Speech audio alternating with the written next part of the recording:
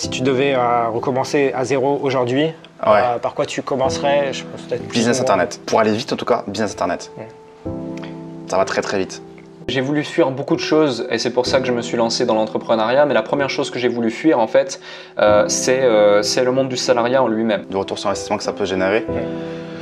1 pour 8, 1 pour 9, 1 pour 10 même, c'est incroyable. Voilà, tu balances 1 euro dans une machine, elle t'en redonne 10, tout le monde a envie d'avoir cette machine à la maison. Je me suis retrouvé donc à l'usine à 15 ans et on m'a littéralement fait comprendre que j'étais bon à rien, que j'allais faire que ça toute ma vie et qu'il fallait que je me fasse à l'idée. Très clairement, il fallait que je me fasse à l'idée et puis que ça allait être comme ça et puis que ça me plaise ou non, c'était comme ça. Mais tu as raison de revenir là-dessus parce que c'est plus important. Les gens ils sont fascinés par les gros chiffres. Oui, c'est ça, c'est pour ça que je parle de ça. J'utilise, j'en joue. Tu vois, savoir d'où tu viens et quelle galère t'as eu sur le chemin. La difficulté, elle est pas là, tu vois. La difficulté, c'est pas de passer de 30 à 40 000 euros de chiffre d'affaires. C'est de passer de moins 200 à 0.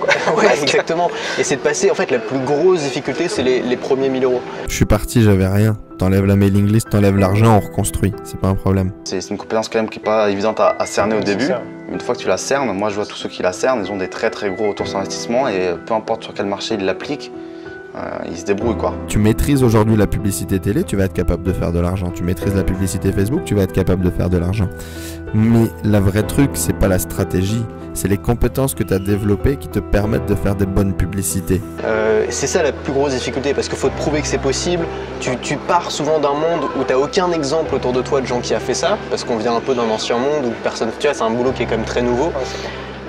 Et c'est te convaincre que c'est possible, le faire, appliquer les trucs, avoir la discipline alors que t'en sais rien. C'est facile d'avoir la discipline quand ça marche déjà parce que tu sais que ça marche, tu sais que si tu fais telle offre, tu vas avoir des retours.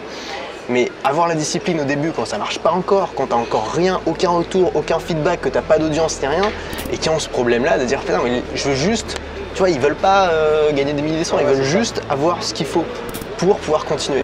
Et donc, une fois que tu as compris le truc, au début, il y a peut-être beaucoup d'argent à cramer pour comprendre le truc. C'est ça, tu fais beaucoup de tests. Au début, ça peut être un peu frustrant, mais une fois que tu as trouvé ta bonne combinaison, le bon combo, c'est puissant de fou. Et dans l'e-commerce, dans l'infoprenariat, sans hésiter, c'est aujourd'hui quelque chose vers lequel il faut se tourner. Grosso modo, c'est pas le truc à l'instant T, ta capacité à faire des résultats sur une pub Facebook, c'est les compétences qui à long terme vont être capables de faire de la publicité sur n'importe quel support, n'importe quel format, parce que tu t'es créé un état d'esprit qui est capable de faire une pub catchy.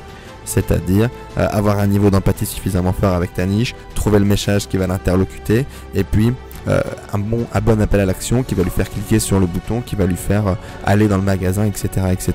C'est ça qui a de la valeur, c'est ça qui a de la force. Et donc effectivement, non, c'est pas la stratégie, c'est pas le truc. Pour moi, c'est l'état d'esprit. Pour moi, c'est l'état d'esprit. Ce qui est inaliénable, ce qu'on ne pourra jamais t'enlever, ce que tu as forgé au fur et à mesure. Et donc, si tu tombes et que tu te relèves tout le temps et que tu apprends de pourquoi tu es tombé, et la prochaine fois, t'évites de mettre les pieds dans le câble, et t'avances. Donc, état d'esprit, et donc pour répondre à ta question, persévérer.